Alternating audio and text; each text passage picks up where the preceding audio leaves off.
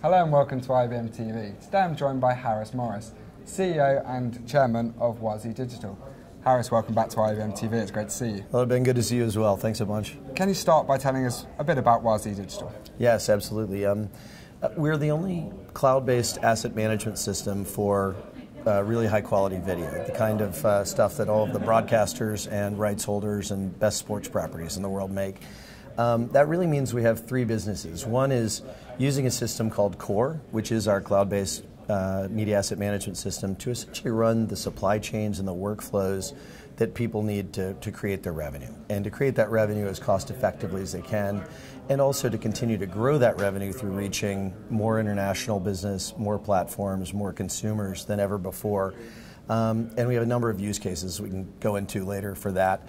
And then we have a live event services business that specifically applies that core platform to major productions like the US Open in tennis and golf and things like that, other big golf tournaments, where you're capturing a massive amount of content very quickly. So not only the whole match itself, but also highlights and moments. You're creating stories out of those moments, and then you need to get those out to lots of press partners, as well as conceivably over 100 global broadcast partners and other OTT platforms. And we use Core in a thing we call the Digital Media Hub to make both the ingest, the application of metadata, the tagging, the distribution of that easier. And then we do what Wazee started as way back as Thought Equity, which is licensing the content for those people. And we're super fortunate to have almost all of our content be really high value, high quality content. It's evergreen, meaning it's constantly being refreshed by new events and new news, because it tends to be news or sports or the best studio content. And we sell that on behalf of those entities. So those are the things we do. And again, all of them using Core as the key platform. Okay. So your digital asset management solution is the only one in the industry built from the ground up to operate in the cloud. Yeah. How, apart from the obvious, how does this set Wazee Digital apart? Yeah, we're so fortunate that the choices that were made in the early days were to really, even before cloud was a word, right, were to abstract, compute and front end and those kind of things and allow it to really be cloud native. Because what happens, and I know this for my former businesses, we were trying to do this, because obviously all the broadcasters need and rights owners need to be getting toward cloud solutions, both to harness the scalability and cost effectiveness of those technologies, but also in a global world, you can't be behind a firewall in one location, right? So they're all trying to get there. But hardware to software and software to cloud are really hard shifts. Yeah. We used to say, says easy, does hard. Everybody says they're going to get there, but it's super tough to do. So what you see is so many people have had to do a lift and shift. They'll just take the software and lift it and sit it maybe on top of a VM type layer in shared hosting. And that gets you a little bit of the benefit. It lowers your compute costs and maybe less bandwidth and transfer, but doesn't really get you all the benefits of a true cloud solution. It doesn't have a light front end that you can use anywhere. It doesn't harness the power of cloud-based things like transcoding, where you can literally, instead of having a node with a ton of capacity that you're not using most of the time, which is quite expensive, you can use it literally by the drink. We get to do all of that stuff. And so what's neat for us is because it's truly cloud native, and we hear anecdotally, but from good sources, that unlike AWS, right, who's built a wonderful infrastructure for M&E, 80% of the apps on AWS are just lift and shifts. Right. And they would argue that we are one of the most cloud native, truly built from the ground up applications they've seen, for that type of infrastructure. And what that gives us the ability to do is just so much more flexibility, lower cost, faster deploy. And for example, we're running, on a 25 megabit pipe, we can run a whole demo on, Wi-Fi, like hotel Wi-Fi. But then in the background, in the cloud, you've got massive heavy lifting happening, and in real time, 4 renditions being built of a broadcast quality video, things like that. So it's a lot more flexible then for people. Yeah, just flexible, fast, nimble, cost-effective, configurable, so many different And scalable, presumably. And massively scalable. Yeah. And so the neat part for the rights holder is there's some initial cost of setting up things like taxonomies, what's your metadata, or your metadata schema, what taxonomy you're going to use to describe your content, which might be quite different in tennis than in golf, than in studio, or than in TV. But once you do those initial things, the repeated action of then running a supply chain or tailoring, creating renditions for your own OTT platforms or for social or for those kind of things, just massively scalable and efficient. So can you tell us about your YouTube publishing features as well? Yeah, we're really excited about this stuff. So one of the use cases for core that we find people really embracing now is what we'd call digital syndication.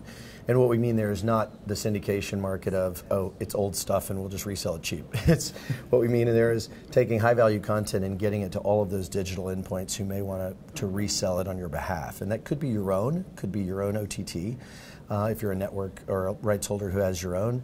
It could be a pipe network, so like SVOD, like VOD, subscription VOD, or by the drink VOD. It could also be OTT platforms and social. YouTube's just a perfect example because it's got such wonderful penetration.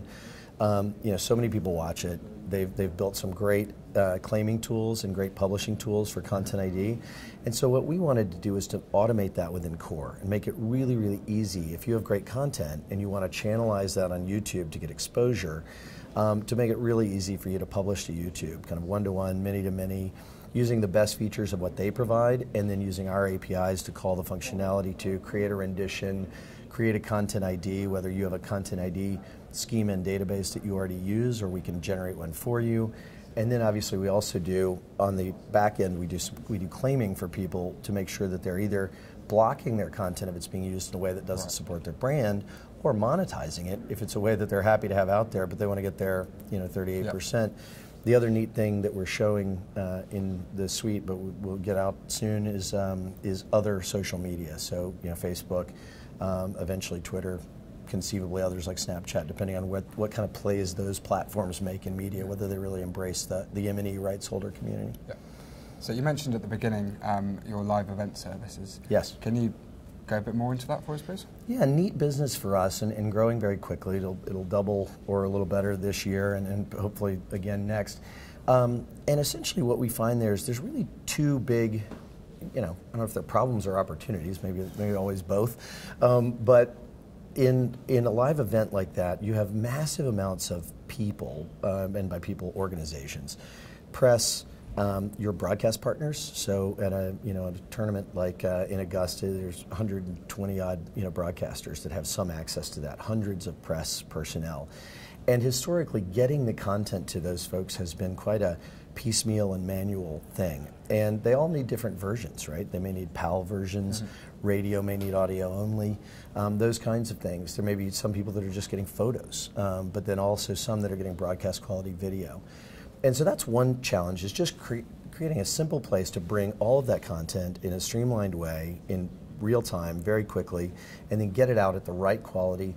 And what we've created there is this thing called the Digital Media Hub, where we bring in all that content, and based on your permissions, when you log in, you'll only see what you have access to, right. But it makes it really simple for you to then download or create the version you need, if you're a PAL broadcaster or something along those lines. The other thing that then enables is serving all of these markets and platforms has historically been, not all that well done outside of the home market. The home market broadcast is this big, beautiful, brilliant thing, right? Watching the Masters on a big screen in HD or any golf tournament, right? The U.S. Open, tennis, on HD on CBS is just amazing. I save, a Sunday afternoon for that. But as people go to mobile and as they're doing other things, it's harder. And as you go abroad in particular, depending on what's happening, take a tennis match, right? If you're in Europe and the two players playing are Americans or an American and an Asian, and you're watching the global feed, there's 118 countries who are sort of unsatisfied by that moment. So what this now enables is for those global broadcasters to have this massive trove of content that they can use for lead-ins, bumpers, highlights, breaks, all of those kinds of things to enrich that global feed, and to even start to tailor their own regional content to sub-regions that then are more appealing to their advertisers or for their own players, their own media players and things like that for their OTT. So we're adding a lot of richness to that. I think there's a massive opportunity in that curve, if you will, of international rights, which right now is kind of underfunded, but could be a lot better for rights holders over time. So everyone is looking to maximise the value of their premium content. Yeah. How does Wazee Digital Commerce fit into this, and how does that help the industry? So commerce is our, just so everybody understands, it's our name for licensing. It's mostly licensing. And then there's other things under it, like rights and clearances and YouTube claiming and things like that. So anytime we're helping you directly monetize your content, we would call that commerce. But the biggest piece of that is content licensing. And what's fun for us is we've seen the world kind of split in licensing.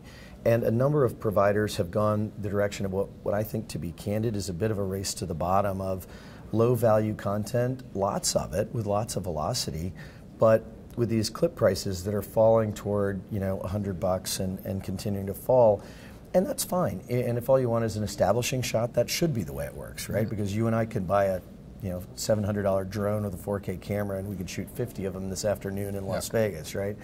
So that's fine. What we like, in the part of the market we think we know, are what we think of as our rightful libraries. So anyone who has really high-end, iconic content in things like news or sports or the world's best studio or TV type footage, ideally stuff that's evergreen as well, so it's constantly being created. So you've got that mix of the iconic and historical that's identifiable, but also the evergreen, they're still making great stuff. Those are our libraries, and we're very fortunate to have a lot of them. We'll keep getting more, and we've announced several of those already this year, which has been really fun. And what we see on our dynamic is the exact opposite. So you got clip prices that are $600 and plus and rising, as opposed to that other dynamic. And so that's fun for us, and it's fun for rights holders who have these valuable libraries or are spinning off great content in real time to know that, you know, a TV show, a doc, or a brand advertising campaign that could use that content is going to get it, and at quite high value. So it sounds like there's loads going on for Wazee Digital at the moment then, Harris. It's a lot of fun. We're having a ball. We spent most of 15 getting our existing, you know, relationships and kind of commercial terms with. We have just an amazing customer base, and we're very humbled by the folks that are with us and how they all stay. And they've been around for a long time and have stayed with us. It's a very strong relationship, and in most cases we're generating revenue for them. It's not just, so many software companies, you're a cost savings, and that's nice, but you can only save so much cost, right? So it's nice to start making What's fun for us is in almost every case we're a revenue generator. And so we got that. We really worked on our team. We brought in some wonderful people. We kept wonderful people and defined the roles. And then in 16 we really sort of built the pipeline and got the products to where we wanted them and telling the story, and it's really time to accelerate. And so it's now sort of a mash the gas and sort of see how fast we can go, making onboarding simpler for people, making training better, really getting them using the systems and seeing the power of these tools.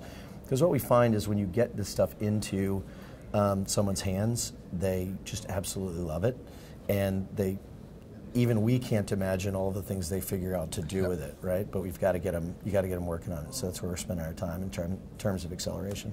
Okay, well, Harris, thank you for joining us. Yeah, thanks a bunch. Always a pleasure to talk to you. Good to see you. You can find out more at wazeedigital.com.